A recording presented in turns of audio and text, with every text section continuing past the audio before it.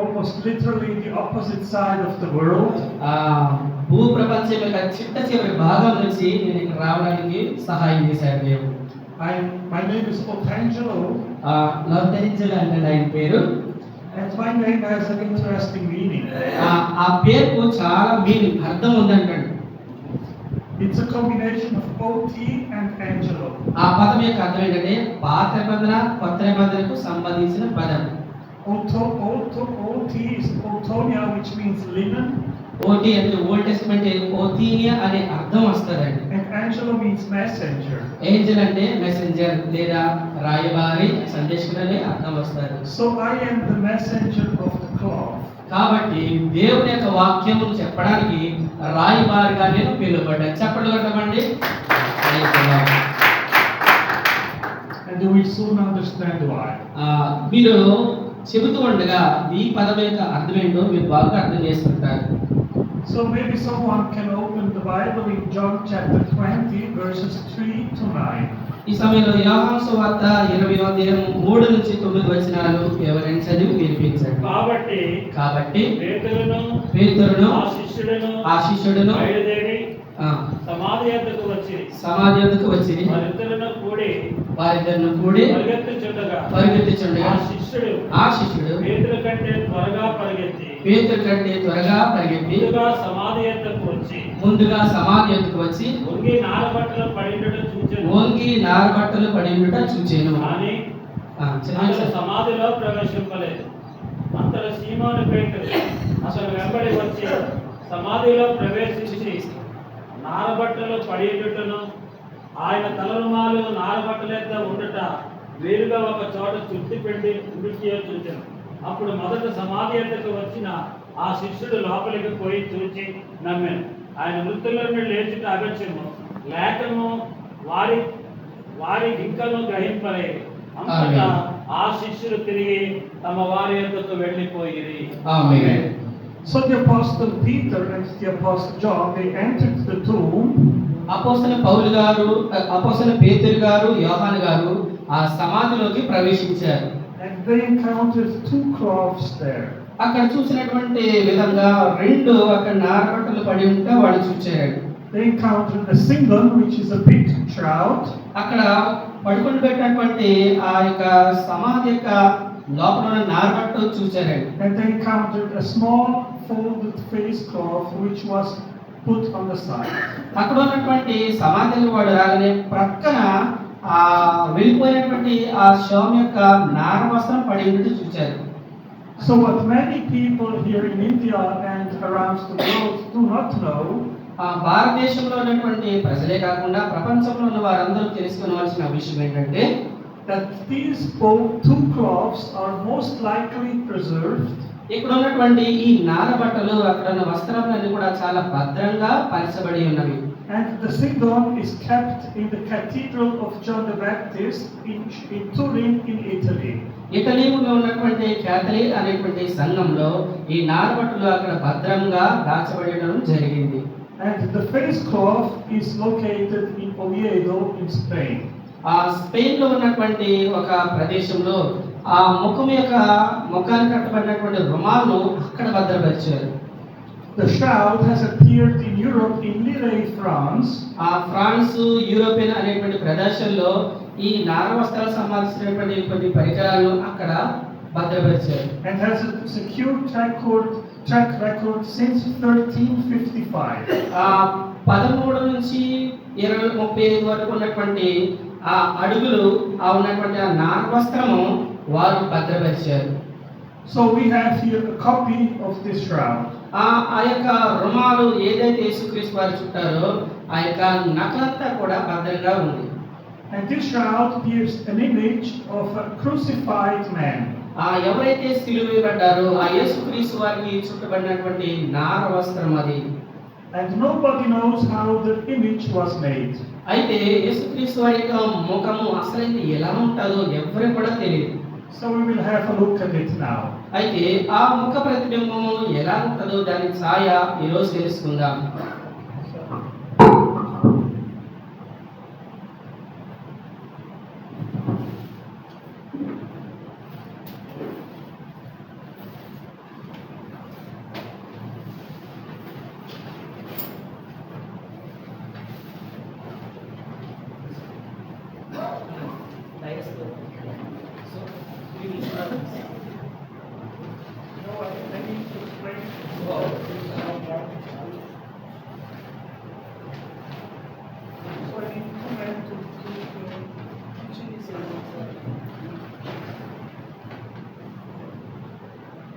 Someone needs to be ordered there.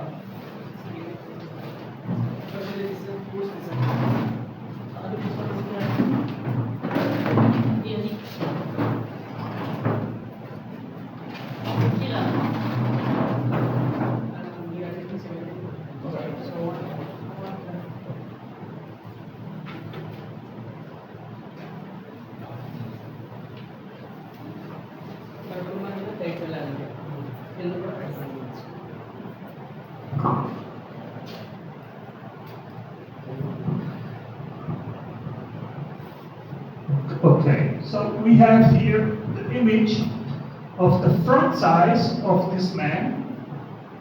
The front size here. అక్కడ చూసినటువంటి దృశ్యము ఒక మనిషి యొక్క ఆకారం మధ్య భాగం నుంచి మనం స్పష్టంగా చూడగలం. And this is the back side. ఇది వెనుక భాగము అని అది ముందు భాగం అని గ్రహించండి. This is the face. అది యేసుక్రీస్తు వారి యొక్క ముఖం అది. And these are the forearms. అక్కడ ఉన్నటువంటి ముందు భాగము అని మనం తెలుసుకోవాలి.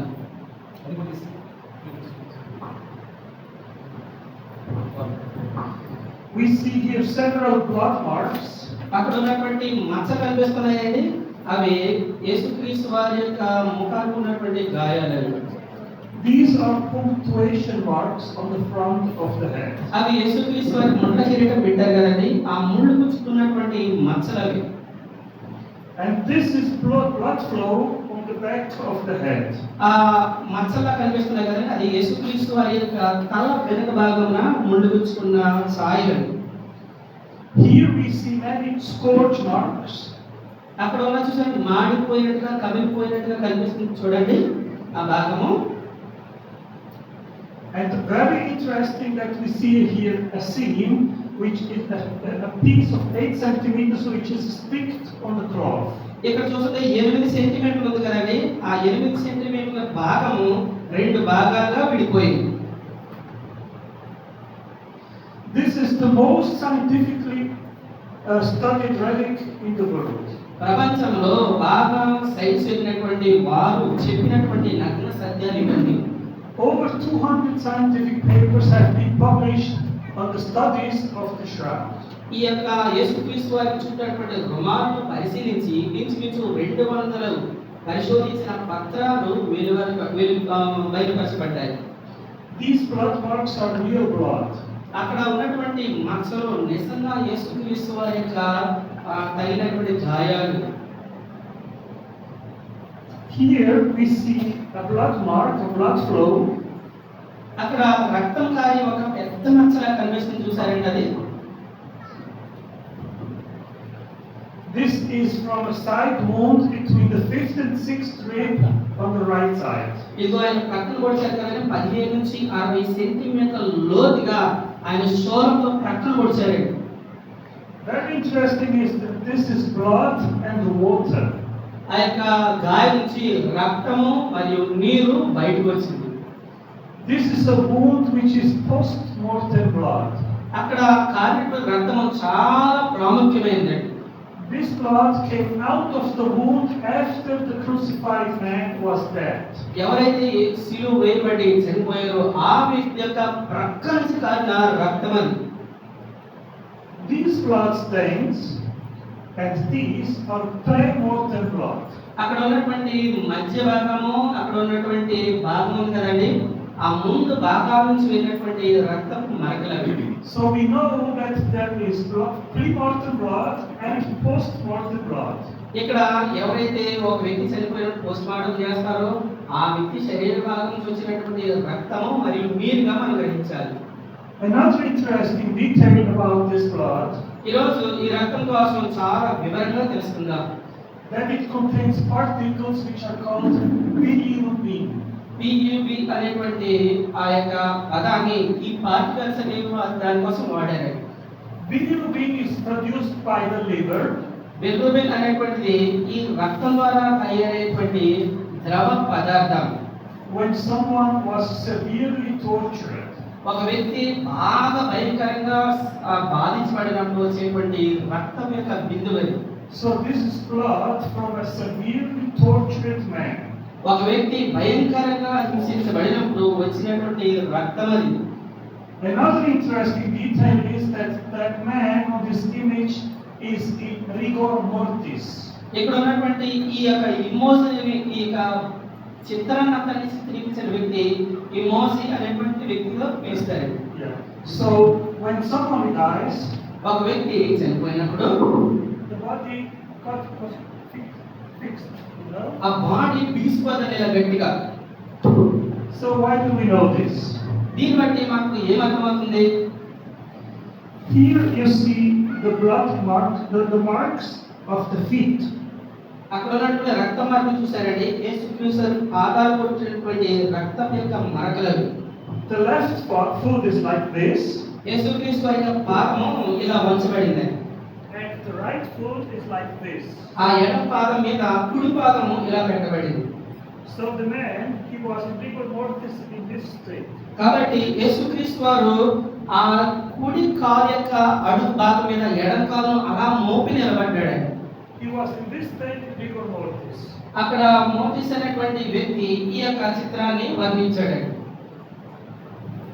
So the way as he was taken down from the cross in rigor mortis, in that position, he was laid down on the tomb and then covered with this cloth. ఈ చిత్రాన్ని వర్ణించినటువంటి వ్యక్తి ఏం చెప్తున్నాడంటే ఆయన పాదాలు నిజంగా పొడవబడ్డాయని, ఈ చిత్రం అంతా కూడా నిజమైందని ఆ మోటిస్ అనే వ్యక్తి తెలియజేశాడు. Here you see another very interesting blood flow. అవే కాకుండా నిలువుగా ఉన్నాయి చూసారండి. ఆ నిలువు ఉన్నటువంటి రక్తం మరకలు కూడా మనకు కనిపిస్తున్నాయి. This blood flow is also blood and water. అవి రక్తమును కాకుండా నీరుగా కారిందండి, దాని యొక్క ఛాయలు. So the blood from this wound, from the side wound, went down here, so down here, here, and then fell on the stone of the throne. యేసుక్రీస్తు వారు ఇలా పక్కన పొడిచారు కదండి. ఆ కారినప్పుడు రక్తం ఇలా సైడ్ వస్తూ ఇలా వెనక్కి వస్తూ అక్కడ వెనకాల్సిన రక్తం అంతా ఇలా కింద కారిపోయింది. Another interesting feature of this image ఈ యొక్క చిత్రంలో మనకు కనిపించిన మరొక ఆశ్చర్యకరమైన విషయం ఏంటంటే that you can only see the figure of the man మనం చూసినంతా కూడా ఒక వ్యక్తి యొక్క నిజమైన ఛాయా చిత్రం. when you stay up to 2 meters of distance. ఈ యొక్క చిత్రాన్ని ఆ సమాధి మీద అలా పెట్టినప్పుడు కరెక్ట్ గా సరిపోతున్నాయి. So if you go closer, you cannot recognize an image. అయితే దగ్గరగా చూసినప్పుడు మనకి ఆ ఛాయ యొక్క నిజ చిత్రం కనిపించదండి. So if this was produced by a forger in the Middle Ages in Europe, యూరోప్లో ఆ మధ్య యుగంలో ఈ చిత్రము బయటకు తీసుకురాబడింది. he would have had to find that man in rigor mortis. అయితే ఆయన మోతిస్ అనే వ్యక్తి నిజంగా అక్రమంగా అన్యాయంగా జీవించేటువంటి వ్యక్తి, Tortured అతను చాలా సంకటపడ్డాడండి. with pre and post-mortem blood. అయితే అతను చేసినటువంటి ఈ పరిశోధన నిజమైందని మాత్రం అతను చెప్పాడు. Okay. Thanks.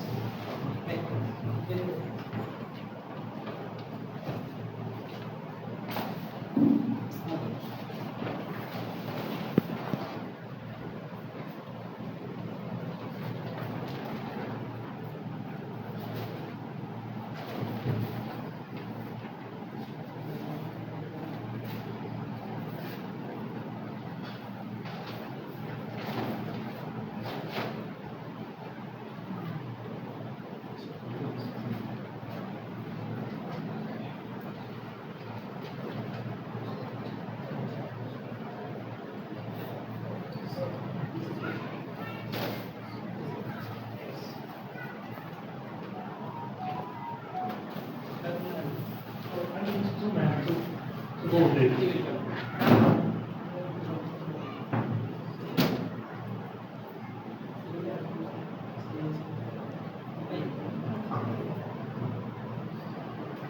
The shroud is made of pure linen. ఇక్కడ ఉన్నటువంటి ఈ ఛాయాచిత్రం యొక్క ఆ గుడ్డ ఉంది, అది అచ్చమైన నారబట్టతో చేయబడింది.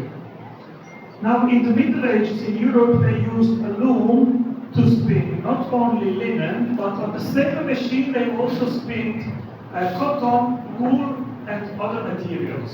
నిజంగా చెప్పాలంటే అక్కడ ఆ మధ్య దార ప్రాంతాలలో ఎవరికైనా గాయం తగిలితే మామూలు కొట్టు పెట్టి తెచ్చి చుట్టేసేవారు. కానీ ఇక్కడ చూస్తే నిజంగా సన్నపనార వస్త్రంలో యేసుక్రీస్తు వారి దేహాన్ని చుట్టారు. So when they spinned a linen cloth on a loom which also used other materials to be spinned on the same loom, then there were always traces of the other materials still contained in the linen cloth. ఆ యేసుక్రీస్తు వారు చుట్టినటువంటి సన్నపనార వస్త్రము బయటైతే సర్వసాధారణంగా ఉండేది, కానీ ఈయన చుట్టినటువంటి దానికి ఒక రకమైన ద్రవ్యాలు కావాల్సినటువంటి వైద్య సంబంధమైనటువంటి ద్రవ్యాలు పూసినటువంటి వస్త్రంతో చుట్టారు. But in Jewish law, the linen has to be pure. అయితే యూదుల యొక్క ఆచార సాంప్రదాయం ప్రకారం ఇవేమీ కలగకుండా స్వచ్ఛమైనదిగా తెల్లటి నార వస్త్రాలే ఉండాలి. It could not contain other kinds of materials. ఆ సన్నపనార వస్త్రంలో ఇతరమైన ఏ ద్రవ్య పదార్థాలు కూడా కలపకూడదు, మిళితం చేయకూడదు.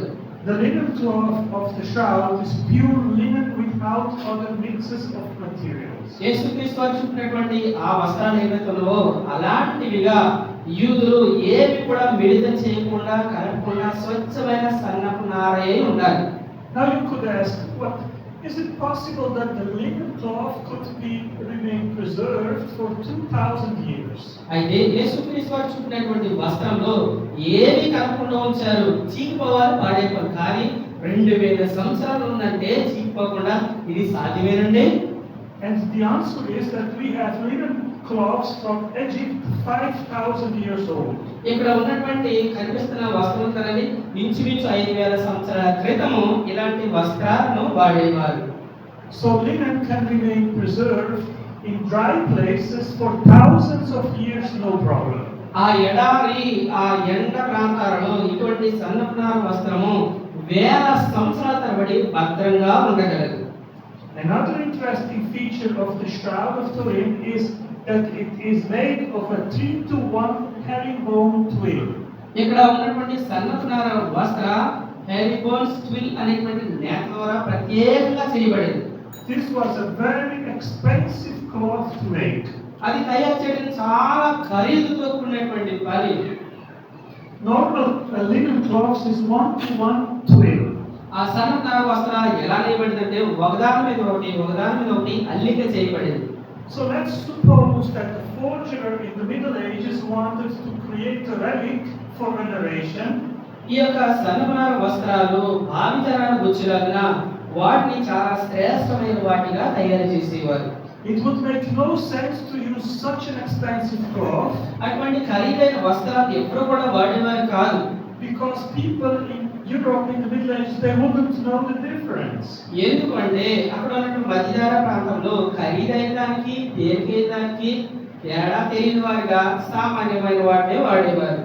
But if a rich man like Joseph of Arimathea wanted to provide a precious linen cloth for a burial, అయితే ధనవంతుడైనటువంటి అరిమతి యోసేపు ఉన్నాడు కదండి, అతడు యేసుక్రీస్తు వారి సమాధి నిమిత్తం ఖరీదైన వస్త్రాన్ని తీసుకున్నాడు. then it makes perfect sense that he bought this linen cloth. అందును బట్టి ఇటువంటి నేయబడిన శ్రేష్టమైన వస్త్రాన్ని అతడు ఎంచుకోవడం జరిగింది. Now you remember that in the previous image I showed you a seam and a part of 8 centimeters. The seam is this one shown here. ఇక్కడ ఇలా తెల్ల చూపించారు కదా, దాంట్లో ఇంచుమించు 8 సెంటీమీటర్లు ఉన్నటువంటి భాగాన్ని చూపించాను. ఆ భాగమే ఇదిగో ఇలా ఉంటుంది. ఇదండి ఇలా ఉందండి. 8 సెంటీమీటర్లు చెప్పారు, 8 సెంటీమీటర్స్ అది ఎలా ఉందండి వస్త్రం యొక్క చీలిక. There is no known technique in Europe that they seamed like this here. అయితే ఇటువంటి సాంకేతిక పరిజ్ఞానము ఆ కాలంలో ఎవరికి కూడా లేదండి. But we did find in Masada in Israel a cloth which had this seam. అయితే నేటి కాలంలో ఇశ్రాయేల్ దేశంలో అటువంటి పరిజ్ఞానంతో నేయబడిన వస్త్రాన్ని నేటి కాలంలో ఇశ్రాయేల్ దేశంలో ఈ వస్త్రాన్ని మనం కనుగొనగలం. And it was dated 73 AD. 73 80 అనేటువంటి ఖరీదైనటువంటి వస్త్రంగా ఉండాలి. The size of the shroud is 2 to 8 cubits. ఆ మూరలో కొలిచారండి. ఇదేమో 2 మూరలు ఇలా కిందకి, ఇదేమో 8 మూరలు ఉందండి ఇలా. అంటే 24 అడుగులు ఉందండి ఇలా. These are Assyrian cubits. ఈ కొలత అశ్షూరు దేశానికి సంబంధించినటువంటి కొలత. This is a measuring system which was used in the 2000 years ago in Israel and the whole Mediterranean region. Israel దేశ పరివాహక ప్రాంతాల్లో 2000 సంవత్సరాల క్రితం ఇటువంటి కొలతను వాడేవారు. A fortune in the Middle Ages wouldn't know the Assyrian cubits measuring system. అయితే ఇశ్రాయేలు అప్పటికి ఆ అశ్షూరు యొక్క కొలతను అంత ప్రాచుర్యంగా ఎరిగినవారు కాదండి. And this measuring system was only discovered in the 19th century. అయితే ఈ కొలత లేదా ఈ వస్త్రం యొక్క ధారణ 19వ శతాబ్దంలో మాత్రమే ప్రపంచమంతా వ్యాపించింది. So we have 1, 2, 3, 4, 5, 6 different kinds of evidence that this cloth was certainly made 2000 years ago and not in Europe. ఇంచుమించు 6 రకాలైనటువంటి రుజువులు ఇశ్రాయేల్ దేశంలో ఉన్నటువంటి ఈ వస్త్రాన్ని తెలియజేస్తున్నాయి. యూరోప్ లో ఉన్నటువంటి ఎవరు కూడా ఈ నిరూపణ అబద్ధమని చెప్పలేకపోయారు.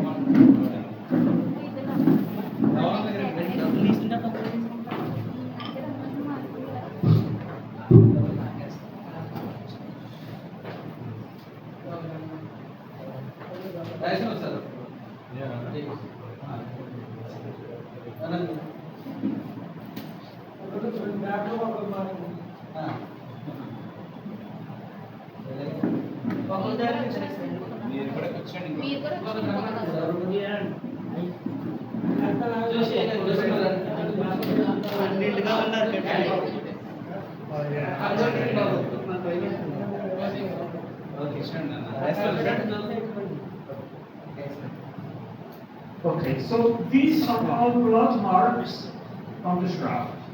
ఆ సన్నపునార వస్త్రం మీద ఉన్నటువంటి మార్కులే ఈ రక్తం మార్కులు. చూడండి ఎలా ఉన్నాయి. Do you see this image, this blood here? దాని యొక్క ఇలా పెద్దగా చేస్తే ఆ రక్తం మార్కులు ఎలా ఉంటాయో ఇది సన్నపునార వస్త్రం మీద ఇక్కడ చూడండి మధ్యలో ఉన్నాయి ఇలా ఉంటాయి. If the shroud is the authentic burial cloth of Jesus, ఒకవేళ ఈ వస్త్రమే కనుక యేసుక్రీస్తు వారి యొక్క సన్నపునార వస్త్రమై ఉంటే, then this blood saved us. ఈ రక్తమే మనల్ని రక్షిస్తారు. చెప్పలు కొడదామండి ఒకసారి. Why do we know that this and this is pre-mortem blood? ఒక వ్యక్తి చనిపోయిన తర్వాత ఉన్నటువంటి రక్త మార్కులని మనం ఎలా దీన్ని నిర్ధారించాలి? Because when you use UV light అనేటువంటి కిరణాల ద్వారా మనం దీన్ని చూసినప్పుడు then you see hollow luminescence around the blood clot. ఒక వ్యక్తి చనిపోక ముందు తీసినటువంటి నీలి చిత్రము ఆ రక్తం యొక్క ఆకారం ఎలా ఉంటుందో అది చూడండి ఎలా కనిపిస్తుందో నీలం రంగులో అదేంటంటే చనిపోక ముందు తీస్తే. So this is one of the reasons why we know that this is real blood. కాబట్టి యేసుక్రీస్తు వారు చనిపోక ముందు ఉన్నటువంటి రక్తం ఎలా కదులుతూ ఉందో దానిని చూసినప్పుడు ఇది నిజమైన యేసు యొక్క రక్తం అని గ్రహించాలి.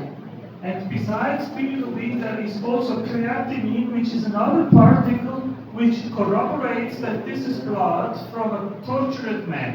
ప్రభువైన యేసుక్రీస్తు వారిని కొరడాల చేత హింసించినప్పుడు ఆయన యొక్క ఎముకలన్నీ విరగొట్టబడ్డాయి. ఆయన శరీరంలో బాగా చెల్లాచెదరైపోయినటువంటి సమయంలో రక్తపు మార్కులు అవి.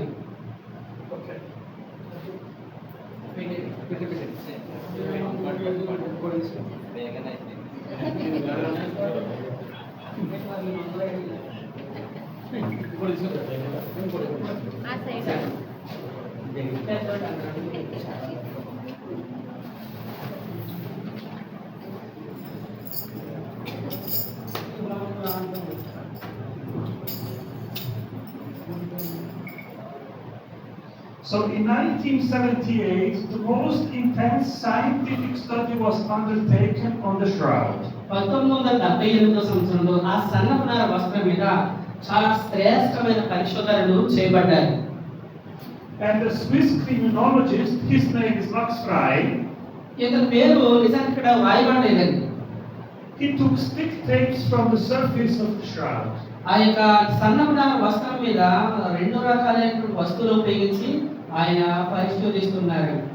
And he looked in the microscope, అట్లా వాటిని తీసుకుని మైక్రోస్కోప్ లో దాన్ని పరిశీలిస్తున్నాడు. and he did find pollen from Israel. ఆ మైక్రోస్కోప్ ద్వారా పరిశీలించిన తర్వాత ఆ రక్తపు కణాల ఆకారం అలా ఉందండి. పైన చూడండి. One of the pollens that he encountered, the plant name is Sisyphus spinacristi. వాటిలో మొదటి దాని పేరు అక్కడ రాశారండి. ఆ పేరు అని చెప్పారండి. And this pollen they encountered on the forehead and the back head of the shroud. ఆ గీసినటువంటి సన్నపునార యొక్క రక్తపు మరక ఆ ముళ్ళ కిరీటంగా తల మీద వచ్చినటువంటి రక్తమునే దానికి సంబంధించినటువంటి మరక. They did also find particles of myrrh and aloe. అంతమాత్రమే కాకుండా అక్కడ ఉన్నటువంటి ఎడమ వైపున ఆయన ఉన్నటువంటి గాయాల నుంచి తీవ్రమైనటువంటి రక్త బిందువుల ఛాయ.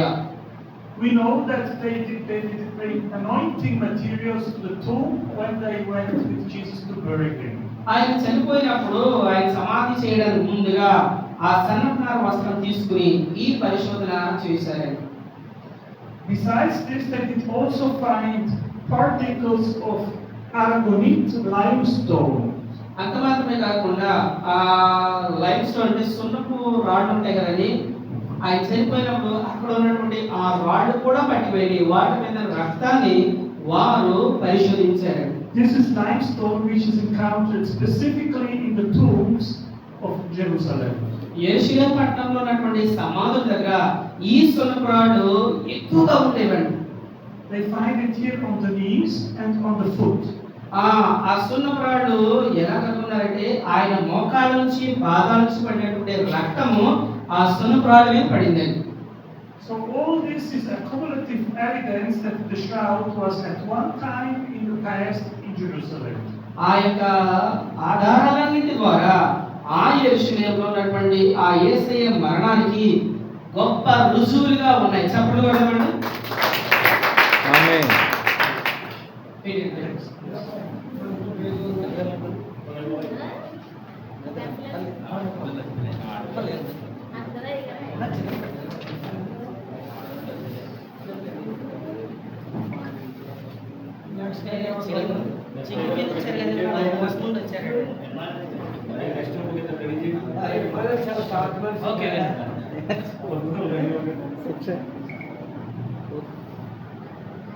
So in 1898, they made an exposition in Turin, Italy, to show the shroud publicly.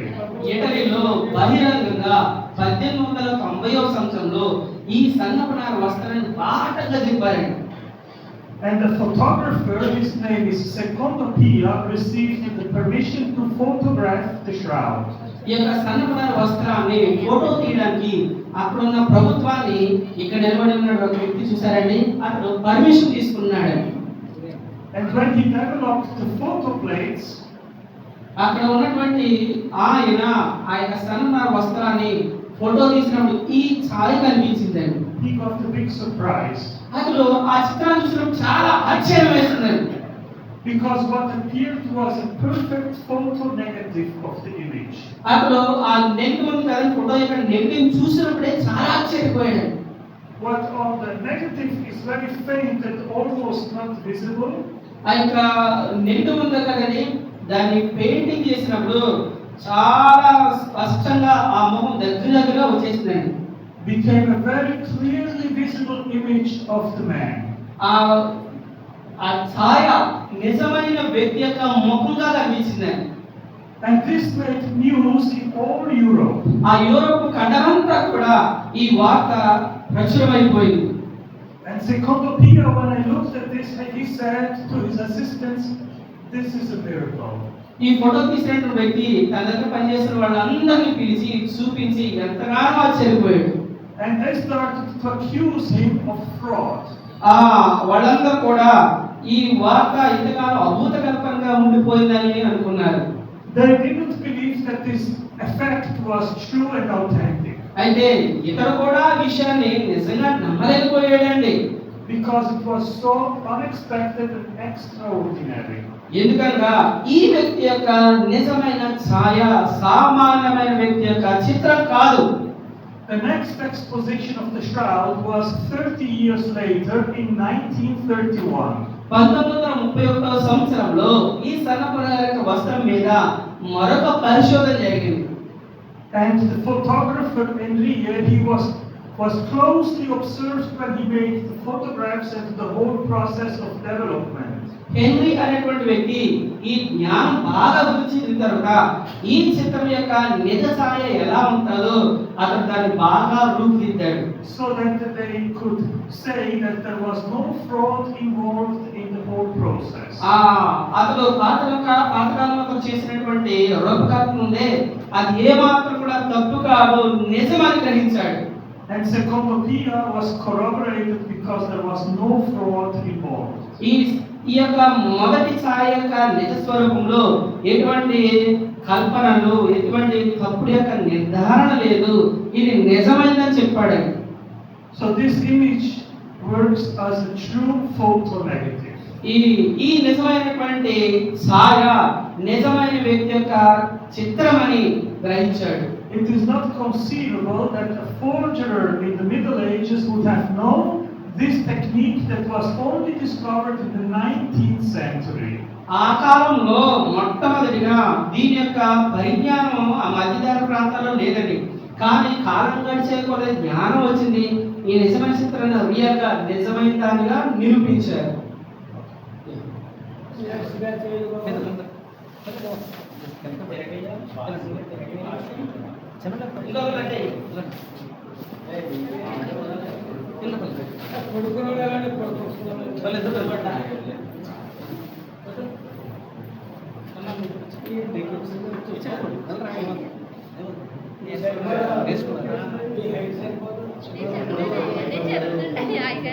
Photo తీస్తావమ్మా నువ్వు? నేను వెళ్తాను.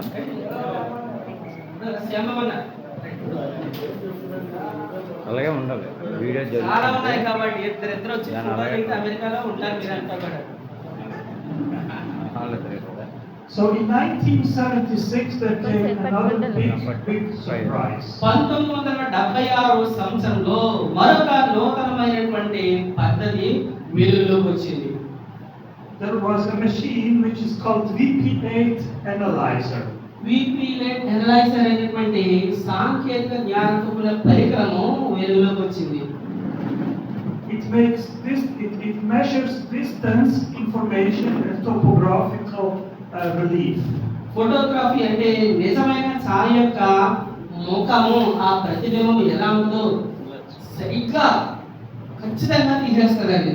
And it was discovered that the shroud bears 3D information. ఈ యొక్క సన్నమైన వస్త్రాన్ని 3D ఇన్ఫర్మేషన్ అని కొత్తగా ఒక టెక్నాలజీ కదండి, దాని ద్వారా పరిశోధించారండి. So when the cloth was closer to the body, ఆ యొక్క సన్నమైన వస్త్రము ఈ ముఖానికి ఇలా దగ్గరగా పెట్టినప్పుడు then the image was darker. ఆ యొక్క ముఖం యొక్క ఛాయ నల్లగా కనిపిస్తుంది. And when the cloth was more distant from the body, ఆ శరీరం నుంచి ఈ వస్త్రం ఇలా దూరంగా తీసినప్పుడు then the brightness was clearer. ఆ ముఖం యొక్క వెలుగు చాలా స్పష్టంగా కనిపిస్తుంది ముఖం. And this permitted us to make a 3D image of the man on the shroud. ఒక వ్యక్తి యొక్క ముఖము 3D ఇన్ఫర్మేషన్ తీసినప్పుడు యేసుక్రీస్తు వారు తీసినప్పుడు ఎలా ఉందో ఇదిగో చూడండి ఇలా కనిపించిందండి. So this is a reconstruction of made in 3D based on the information in the shroud, in the image of the shroud. యేసుక్రీస్తు వారు చుట్టిన సన్నపనార వస్త్రాన్ని ఆ శరీరం కొంచెం దూరంగా పెట్టించినప్పుడు ఎలా ఉంటుందో అలా తీసినప్పుడు నిజమైన యేసుక్రీస్తు వారి శరీరం అలా ఉందండి. No normal photograph has this quality. ఇంత క్వాలిటీగా ఏ ఫోటోగ్రాఫర్ కూడా ఎవరో కూడా తీయలేని విధంగా దాన్ని తీశారు. So this is the only image in the world which has this kind of information. ప్రపంచంలో అత్యంత జ్ఞానంతో సాంకేతికతతో తీసినటువంటి నిజమైన ఛాయా చిత్రం ఇది.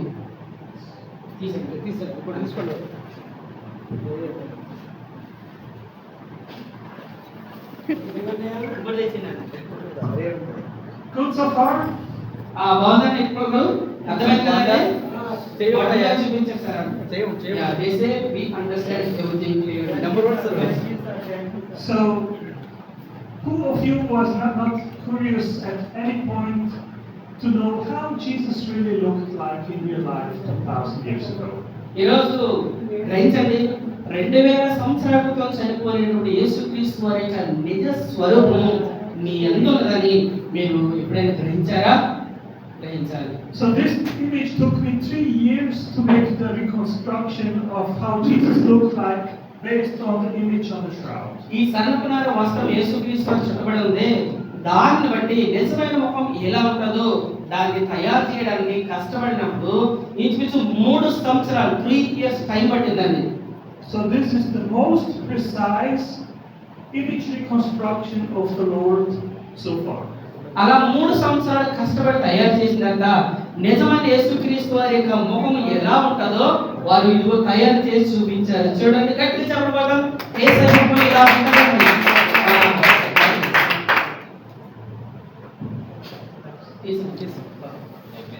Next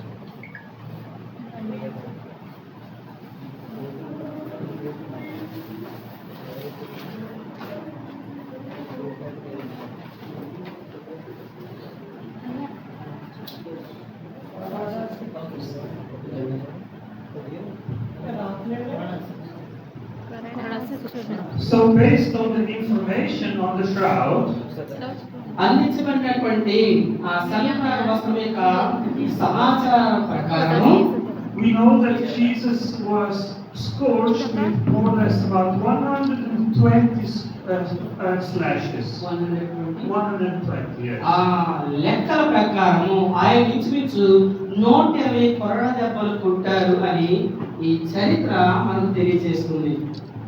We did count 150 scourge marks on the back.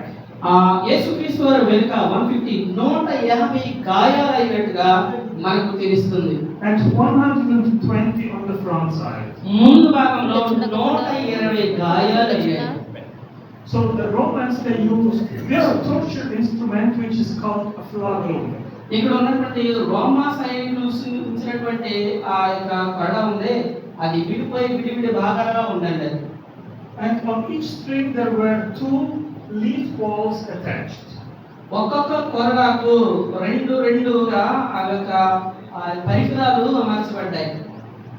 So the Jews, they had a law that someone could not be scourged with more than 39 lashes. ఇంచుమించు 130 దెబ్బల కంటే ఏ వ్యక్తి కూడా భరించలేడు, అంతగా ఆయన బాధించబడ్డాడు. But Jesus received 120 lashes. కానీ యేసుక్రీస్తు వారు చూడండి ఇంచుమించు 120 కంటే ఎక్కువ దెబ్బలను ఆ గాయాలను పొందాడు. So the Romans, they had no limits in number of slashes. కానీ రోమీలు చూడండి ఇన్ని దెబ్బలు కొట్టాలని రూల్ లేదు, వాళ్ళు ఎన్ని కొట్టగలిగితే అన్ని దెబ్బలు కొట్టేస్తారు. So they just stopped so that the victim would not die. వాళ్ళు ఎంతగా కొట్టేస్తారంటే అతను చనిపోయేంత వరకు మాత్రమే కొట్టి అతని కొర ప్రాణంతో విడిచిపెట్టేస్తారు. Now another interesting detail is that Pilate, he didn't want to crucify Jesus. అయితే నిజానికి ఆశ్చర్యకరమైన విషయం ఏంటంటే అతడు ఏమాత్రం కూడా సిలువ వేయబడకుండా అలాగే చిత్తహింసలు పడాలని వాళ్ళు అనుకున్నారు. So it was not normal procedure that the victim was scourged and crucified. ఒక వ్యక్తి ఇలా గాయపరచబడి సిలువ వేయబడాలనే చట్టము ఆ దేశంలో లేదండి. So Pilate, he wanted to just punish Jesus and then let him go. అసలు నిజానికి యేసుక్రీస్తు వారిని ఇలా కొడాలి కొట్టి ఇలా విడిచిపెట్టేయాలండి. But the Jews, they said, crucify him. కానీ యూదులు మాత్రమే ఆయన సిలువేయాలని బలవంతం చేశారు. So basically Jesus suffered 2 punishments consecutive. కాబట్టి యేసుక్రీస్తు వారు 2 రకాలైనటువంటి శ్రమలను అనుభవించాడు. That explains why he was so weakened while carrying the patibulum. అందును బట్టి యేసుక్రీస్తు వారు ఆ మ్రాణును మోస్తున్నప్పుడు బలహీనుడై పడిపోయాడు. So they had to take Simon of Cyrene to carry the patibulum. అతనికి సహాయకంగా కురేనీయుడైన సీమోనును సిలువ మోయడానికి బలవంతం చేశారు. And there was another torture instrument which is called the virgai. అంత మాత్రమే కాకుండా ఇప్పుడు నిలువైన కొడ లాంటిది చూసారండి, దానిని కూడా హింసించడానికి వాడారు. So while they were carrying the patibulum to the cross, ఎందుకు ఆయన సిలువను ఎక్కడానికి ఒక ప్రత్యేకమైన మ్రాణును ఆయన భుజం మీద మోపారు? they used the virgai to slash. ఆయన అలా మోసుకుంటూ వెళ్తుంటే ఆయన కాళ్ళు వెనుక భాగంలో అక్కడ చూసారండి కర్ర ఉంది చీలిపోయి ఏకవేత్తంలాగా, దాంతో ఆ కాళ్ళు వెనుక భాగాన్ని కొట్టేవారు. Okay.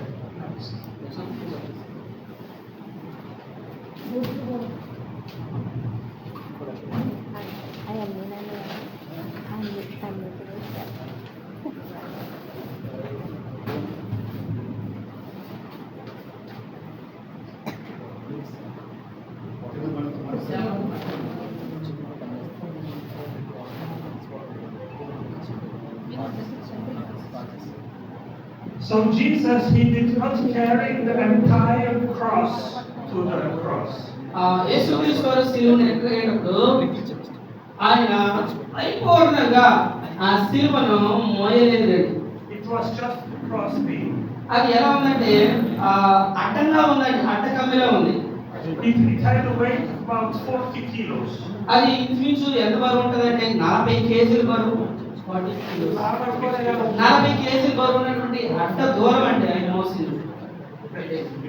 చూసారా అడ్డ దూరం ఉందండి, దాన్ని మోసాడండి ఆయన.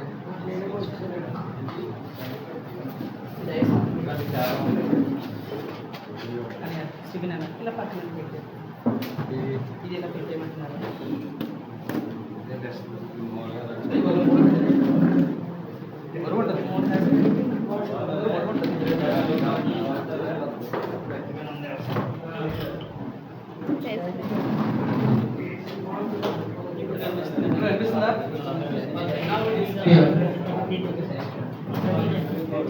Okay, so there are about 35 punctual marks on the forehead and the back head.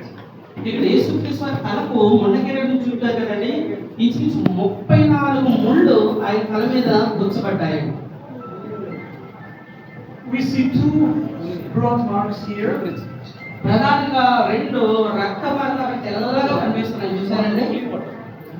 And this here is the distinction between venous blood and arterial blood. ఈ తలలో ఈ వైపు నుంచి ఈ వైపు ఉన్నటువంటి 2 ప్రధానమైన ముళ్ళు గుచ్చబడ్డాయి. But the circulatory system was only discovered in the 17th century.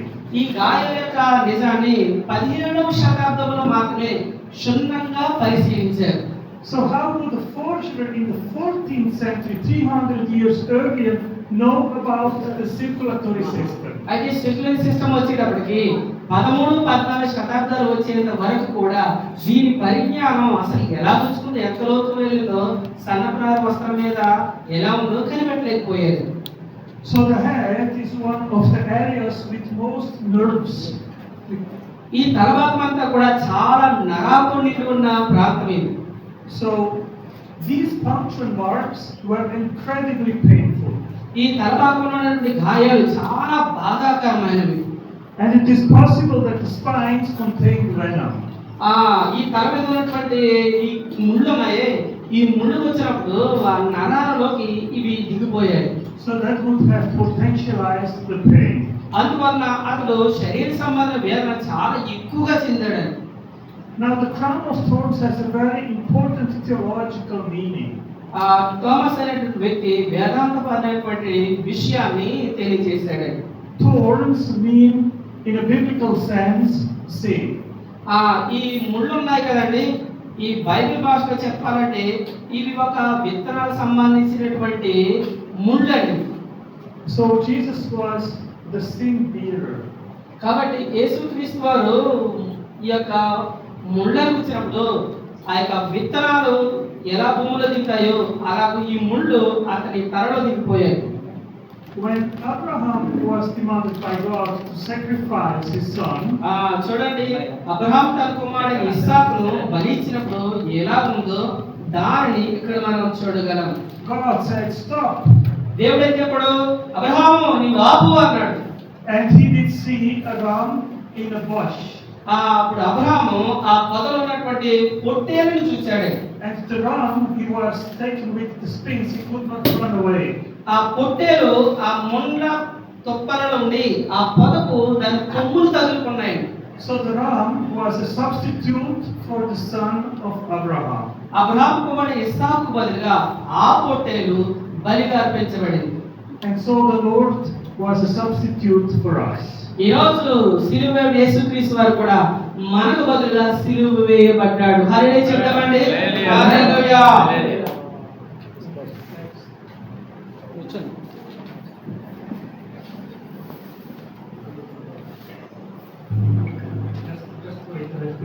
ఒక నిమిషం కూర్చోండి.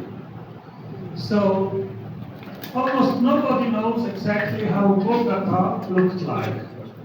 చాలా మందికి ఈ యొక్క వివరణ లేదా వస్త్రాలకు సంబంధించినటువంటి క్లుప్త వివరణ ఎవరు కూడా సరిగా తెలియకపోవచ్చు. Isn't it interesting that the most holy sacred site of Christianity, we don't know how that looked like. అయితే క్రైస్తవులమైన మనము ఆ పరిశుద్ధంగా పిలువబడుతున్న మనము ఆయన ఎలాగో ఏకం పొందాడు మనకి ఇంకనూ అర్థం కాలేదండి. So to do this exposition series, ఈ రోజు మనకు ఇలా చూపించబడినటువంటి వివరణ అంతా కూడా I searched for 2 years. దీన్ని వివరించడానికి అయ్యగారు 2 సంవత్సరాలు కష్టపడ్డారండి. చెప్పండి ఒకసారి. To find information that we could understand and imagine how that site looked like. ఈ రోజు ఈ వివరణ ఇవ్వడానికి సాంకేతిక పరంగా శాస్త్రీయ పరంగా పరిశోధించి పరిశీలించిన తర్వాతనే దీనిని మీ ముందుకు తీసుకొచ్చానండి. And tradition says that the site was below the Church of the Sepulchre in Jerusalem. ఆ యొక్క శాస్త్రం ఏం చెప్తుందంటే సిలువకు వచ్చినటువంటి వార్త ఆ యొక్క పడినటువంటి శ్రమలు యెరూషలేములో నేటికి సజీవ సాక్ష్యాలుగా సంఘాలలో వినిపిస్తున్నాయి. So an Italian priest, his name is Virgilio Corvo, performed excavations for 20 years below the church. జీనో అనేటువంటి ఒక వ్యక్తి ఉన్నాడండి. ఆ యెరూషలేములో ఆయన ఎక్కడైతే పాతి పెట్టబడ్డాడో అక్కడ ఒక చర్చ్ ఉంది. ఆ చర్చ్ క్రింద 20 సంవత్సరాలు పరిశోధనలు ఆ వ్యక్తి చేశాడు. So based on these excavations, a floor plan was made. ఆ యొక్క పరిశోధనలు ఆ తవ్వకాలలో నిజమైన సాయి యొక్క రుజువులు ఎన్నో కనుగొన్నాడు. And I did find this floor plan. ఆ యొక్క నిజమైనటువంటి రుజువులను నేను కూడా కనుగొన్నాను. And I worked 2 months to make a reconstruction of Golgotha. Calcutta పట్టణంలో గొల్గొతాలో ఆ సిలువ వేయబడినప్పుడు ఉన్నటువంటి రుజువులు ఏవైతే ఉన్నాయో అక్కడ కూడా కొన్ని కనుగొన్నారు. So I will show you how the place most likely looked like. ఈ రోజు ఆ కనుగొన్నటువంటి ప్రాంతాలు యేసుక్రీస్తు వారికి సాక్ష్యాలుగా నేటికి నిలవబడ్డాయి. తిమోతి అన్న ఒకసారి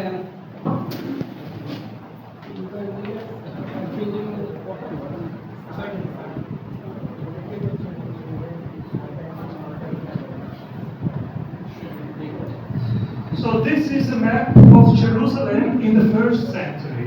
మొదటి శతాబ్దంలో యెరూషలేము యొక్క ఈ ఛాయ ఇదంతా కూడా పటం. This was the temple. అది మందిరం అండి. Gethsemane was here. గెత్సేమనే తోట అక్కడ ఉందండి చూడండి.